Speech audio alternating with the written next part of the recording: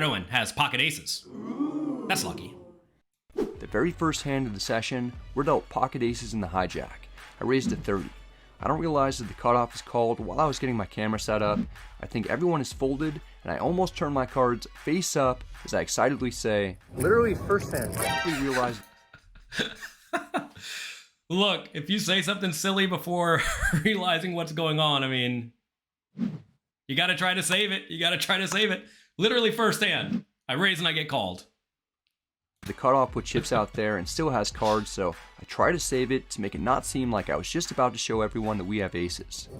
First hander getting involved. We might have done a sufficient job. Everyone at the table probably just thinks that I'm a weirdo for being this excited about playing immediately.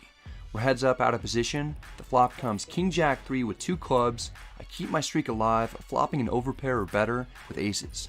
I bet 40 for value. So flop comes King Jack 3, 2 clubs. This is a board that is incredibly draw heavy. And especially when we're playing somewhat deep stacked in a cash game with 100 big blinds or more, I think it's okay just to size up in general. Because right here, if your opponent has a king or a jack or a draw, they're just not folding. And I don't think they're really even going to care how much you bet. So I think in this spot, I'd bet closer to the size of the pot because it's really, really easy to get called in this situation.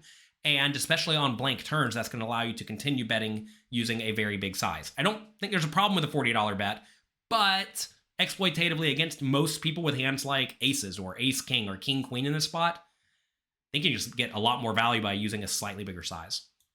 We have the ace of clubs, making it a lot less likely that our opponent will be on a flush draw, yet he calls anyway. He probably has one pair or perhaps a straight draw. The turn is the ace of hearts, giving us top set.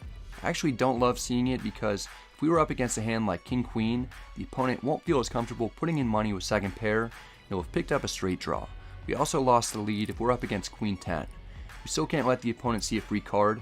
I bet 60. All right, we go for a $60 bet. Look, typically a hand that really likes to bet small is top set, because usually with top set, you block your opponent to death. That said, I think again on this board, it's somewhat likely the opponent has a king or a jack that will now have a gut shot, right? Or they'll have some sort of a flush draw that's not going to fold. Now, I realize there aren't a ton of flush draws available because we have the ace in our hand, but I think this is a pretty decent spot to bet small like Brad does. However, again, exploitatively in a live cash game, I think you can go a little bit bigger, like 100 or 120, because I don't think anyone's folding king queen or queen jack or jack 10 or flush draw for $120 in position. The cutoff doesn't seem to like my $60 bet. He wants the price to go up and raises to 200. Oh boy, oh boy. What in the world does a $200 raise in this spot mean? The obvious hand is the queen 10, of course. Are there any other hands that may want to raise for value? I think if he does have 2 pair at this point, raising for value makes sense, but obviously all of those are very unlikely unless he has exactly ace jack or ace 3. And even then, those may not want to raise because it's very easy for Brad to have a set or queen 10. So given Brad bet small, I would not discount the opponent too much from having hands like ace jack or ace 3. If Brad bet much bigger, like 120, and then got raised, I think those hands may start to just call. But most people do know that they should be raising decently often against small bets. That said, obviously queen 10 is going to raise, and that's a bummer. A lot of people in Brad's shoes just re-raise or rip all their money in right now thinking, well, I probably have the best hand, or thinking, if you have me beat, you have me beat.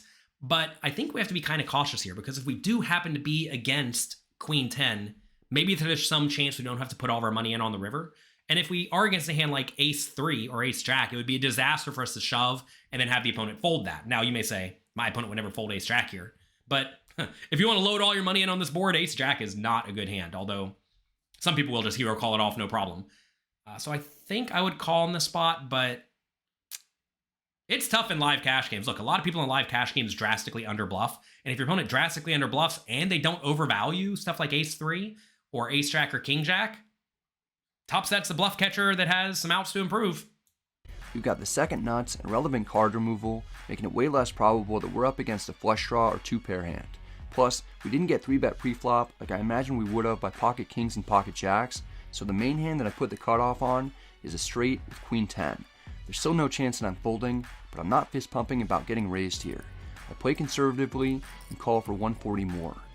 The nice thing about a set is it's either the best hand or the best draw. This pot is getting large, and the opponent only has 7-10 left in his stack. The river is the 7 of spades. We finish the hand with the second nuts. A lot of people in this spot make an error of betting, thinking, well, if I check and they check it back, I lose value. But right here, you have to realize, if you check and your opponent does have a busted flush draw, you really want them to bluff it, right? Whereas if you bet, your opponent's probably just going to fold their busted flush draws. So this is a spot where I think checking is the only play that makes sense in order to get your opponent to bluff with busted flush draws. And if they do happen to have a hand like Queen 10, they may not go all in for $700 into the 555 pot, which you can then call and save a little bit of money. Whereas if you bet and your opponent then shoves, I don't really see how you can fold the aces, and then you're gonna be on the hook for all the money. So checking definitely makes sense in this spot. I check. The cutoff, who's an older gentleman, still likes his hand. He fires for 410. If you all have watched the videos on this YouTube channel or on Brad's YouTube channel, make sure you check them out. You should know that most people don't really bluff too often in this spot when they raise the turn and then bet a nice chunk on the river. Keeping that in mind, what do you think Brad should do? Should he call or should he fold? Or should he jam? Take a second, think about it, write it in the comment section. Ugh, I think it's just a call. It's annoying. The opponent could have a set of pocket threes. They could have ace-jack. They could have ace-3. They could have a busted flush draw. They probably have the queen 10. Look, top set's good. And the nice thing about this is we're getting pretty good odds to the point that we only need to win, 27% of the time. I think we're not much better than 27% of the time here, but I don't think we can go around folding our aces. This is an annoying spot where if I did have a hand like ace-jack or ace-king, I think it's a pretty reasonable spot to fold. But I think aces just beats a few thin value hands to the point that we cannot let it go. But if you know your opponent never bluffs and you know they don't overvalue, it means they have queen 10 and we have an easy fold, right? Ordinarily, I jam for the remaining 300 or so that the opponent has behind. Here, I really don't get the sense that I have the best hand, but I can't ever fold. Yeah, there's not much for you to have other than the nuts here. I call. Snap call. Yep. Nice hand. Jeez. The cutoff has exactly what I expected. He turned the straight. If I'd shown up 2 minutes later to the table, I'd have $700 more. It's a brutal way to start the session. Brutal way to start the session. Sometimes that's how things go. You get excited when you look at the aces on the very first hand and your opponent wants to put a lot of money in and you have top set, but not this time, not this time. We have another video discussing when to fold pocket aces.